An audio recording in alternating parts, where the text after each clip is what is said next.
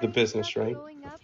And I look at the cost of the business for a lot of the trucking companies on these merger and acquisitions when I was helping them. And his name's David Burford. You could look him up. He owns Fireclace, and he works on big merger acquisitions. I mean, some big ones.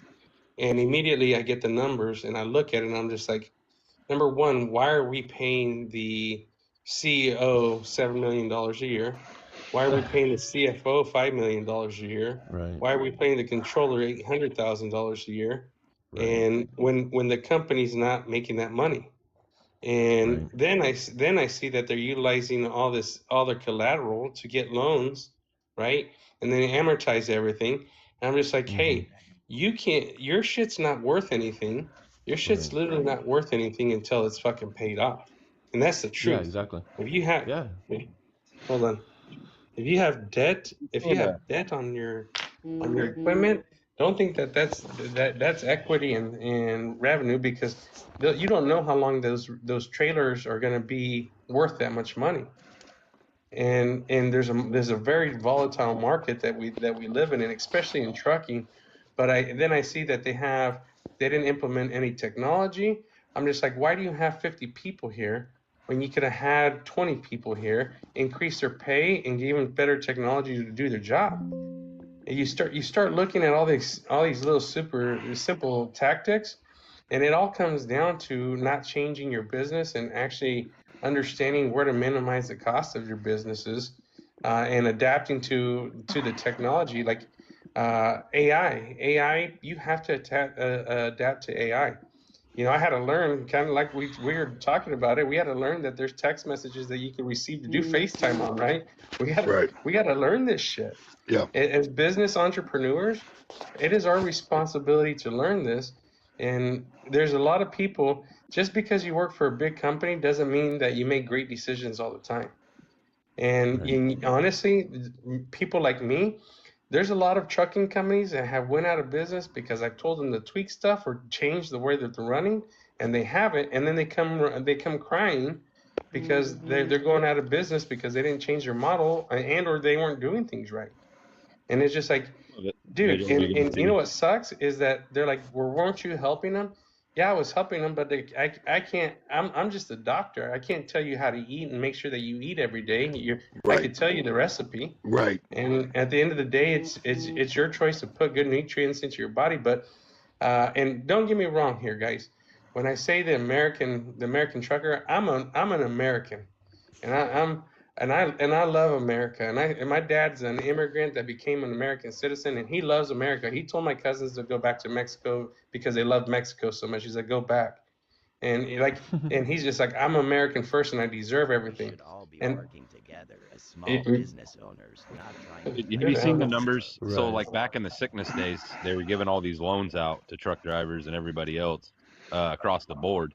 And I've Yep. noticed, so I've had several buddy of mine. They're like, "Hey, I'm going straight there. I'm getting that loan." I'm like, "Bud, you already have a loan on your semi truck, on your trailer, on your house, on everything. Now you're going to get this other loan that the government's giving to you. How are you going to pay that back?" And yeah, I would say out of the 5 people that I know, 4 of them are already out of business because they took that money. Now they got to pay that loan back, and you can't do it. Like your numbers, Right. and you couldn't go off of the sickness days compared to the prices now. And for far as freight goes, Absolutely. every year, ever since I've ever drove, these are the times that freight always spikes up. They now they're going to start getting all the tractors in here for spring. The farmers are going to start moving. If you ever looked at the industry in the last 20 years, in March, February, March, April, that has always been the booming. Then it kind of slows down in May and June. Then you kind of get that September run, and then you go for Christmas and everything else. So, like to me, everybody's saying, "Hey, it's There's going up." trends. Well, it's normal. Yeah, definitely. Justin Thomas. I It's like a remember stock that market. trucking. I remember that trucking company Arrow. Remember Arrow, the flatbed company? Oh yeah. Yeah, when they went out of business, it was funny because I was reading. I think it was a FreightWaves or maybe Overdrive. I don't know. I was reading one of the online, and at the bottom they put the comments, right? and like 6 or 7 different drivers that drove from. Yeah, if the sons weren't putting all that money into those funny cars that they were buying, and they had like a whole hot rod like collection of cars that they were dumping tons and tons of money into, you know what I'm saying? And like even the drivers themselves were like even picking up on it, going to the yard and seeing all these $200,000 cars and trailers and these, you know what I'm saying, these toy haulers and shit that they're, that, I mean, so you can kind of just start picking up on like these different little things that people do with their money, instead of taking, and sometimes it unfortunately does come down to the second generation, you know what I'm saying? Maybe they, Well, that's that irresponsible spending that we all talk about when we talk about, just because you made 10 grand this week doesn't mean that you're going to make 10 grand next week, because the freight market it's a roller coaster sometimes, and fuel and stuff like that goes out.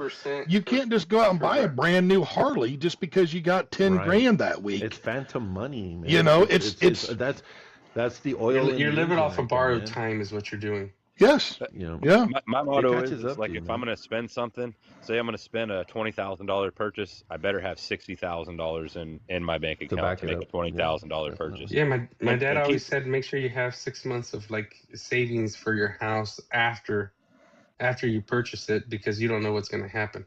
Absolutely. And here's the other thing: a lot of these people they're not doing. They're not buying smart investments. Like, we went out and bought 10 flatbed trailers. Well, now we get into a pickle. Right now, flatbeds, you could sell them for like 3 times the amount of what they were worth. So I was picking up trailers for $10,000-$11,000. Well, heck, now I can sell that same trailer for $30,000.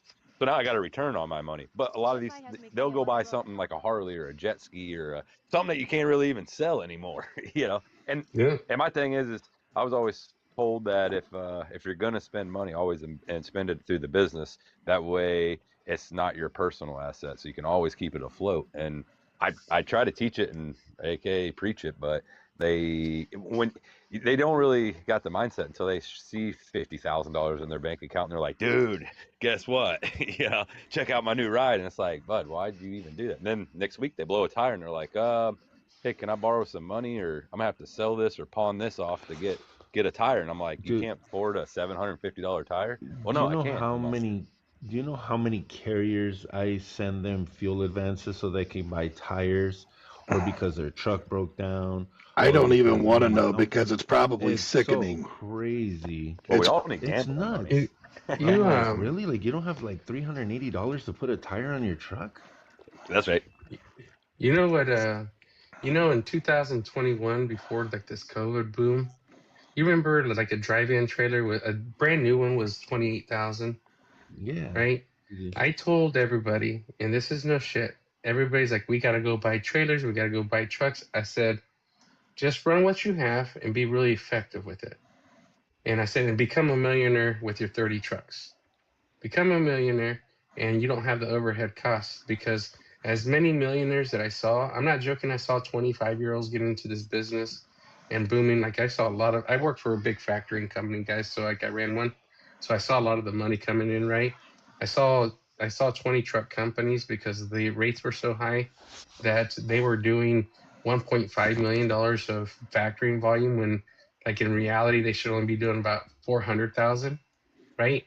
And the other stuff was like, that was money that was in their pocket, and literally they made so much money. But then they all thought, let me go buy all these $60,000-$70,000 trailers, right? And then they financed them over 5 to 7 years. And then 2 years later, boom, the fucking market flips. And here we go. Top heavy. Yeah, now they're top heavy. And I've never seen more millionaires in trucking be created. And I've never seen more bankruptcies at the same, more bankruptcies than the millionaires. And I'm proof of that, JJ. I'm proof of that. I went out and bought 2 brand new trucks in 24, thinking 25 was going to be the flip. And dude, I'm stuck driving one of those fuckers now. You know what I'm saying? Because I can't afford it. I mean, I could afford it, but I mean, it's just going to put such a drag on my business. You know what I'm saying? It's just killing cash flow, because I mean, the rates just weren't there. Now I'm looking at getting a driver in the fucking truck. You know what I'm saying? So, I mean, I took a gamble and I lost, but that was just with 2 vehicles. You know what I'm saying? I mean, best investment I've ever done. I mean, I'll be honest with you. I'll always buy brand new from now on. I mean, that's just. I mean, just right now, I just had a transmission. I'm stuck here in Texas. Transmission went out on the truck. It's a freaking. It's a $13,000 job covered under warranty. 300,000 miles the truck has on it, under warranty. Boom, get it done, cleaned up. Boom, no cost. They even cover the towing on it. You know what I'm saying? I mean, like that would put normal people out of business. I mean, there was a guy there that I was talking to, and he was like, "Hey, man, do you need a driver by chance?" You know, and I'm like, "What's up?" He's like, "Dude, my truck, I just can't afford to fix it. His transmission went out Hey, too, watch out. and he couldn't fix it, man. He's asking me for a fucking job, you know." I'm like, wow, well, maybe right place, right time. You know what I'm saying? But I mean, if I wouldn't, I mean, I'm just saying, like, these are the kind of things that, like, I'm looking at. But yeah, did it affect me last year doing that in the market not flipping like I thought it was? I mean, I gambled, and sometimes in business we gamble. You know what I mean? Sometimes you do, Gamble. think something's gonna happen in the future that doesn't. But like JJ says, I mean, it's like, if you're not planning for that and that shit hits you blindside, that's when it knocks you off your feet. It's crazy. And then and I don't know why people, and here I'm gonna knock some people. So if I get some hate for it, I don't care. All these big associations that everybody puts their trust in, they don't give a fuck about you. No. They don't. And so, like, if they're like, oh yeah, this group of white over here, ATA over here, or this company, you don't have enough fucking money for them to even stop and talk to you to take you to lunch. You don't. You know who does? I'm actually going to TCA tomorrow, and I'm going to go sit with the trucking companies that can afford to pay, that are all chummy buddies, but these guys pay them tons of money, and people got to stop believing the fucking lie, man. The lie is nobody cares about your business more than you do, and nobody is going to save your business except you. That is the fucking truth. The truth is nobody cares about your business because nobody feeds your family. I guarantee everybody here, they want to feed their family, and they do everything they can to feed their family. You ain't seen ATA or OIDA or all these other associations, the CTCA, the TIA, all up in your inbox and saying, hey, how can I get you money, right? Not once. They're always asking for money. They're always asking for money. And you look at them and you're like, how is this guy driving a brand new Mercedes or BMW over here, and I'm busting my ass, and he's getting money from everywhere, and we're over here still broke. And I'm not broke by any means, but I try to get that picture in people's minds, and it's like, stop believing what people are pushing. It is their agenda, and they're not fighting for you. They're fighting for a bigger agenda that puts money in their pockets, and they're trying to get more of it. That's it. And I say, you guys got to group up together, and it's just like, I just don't know how to do it, and it's very frustrating because I want to show people how to actually operate. And let's all bear a simple fact: not everybody's going to do great in business. Not everybody's going to do great in business. Preach, my friend, preach, because I've said that for a minute. Not everybody gets to play the game. No, you're absolutely right. But this is the part. I mean, and this is where I think that, like, where you get the the Dave type, those groups, where you're like, why? And I keep asking them, I'm like, why are you trying to save everybody? Like, why is it so important for you to save everybody? You know what I'm saying? And the Vince thing, he would get all pissed off at me, like, wait, you don't care about truckers? It has nothing to do with me caring about truckers. It's just that there's people in business that should not be in business.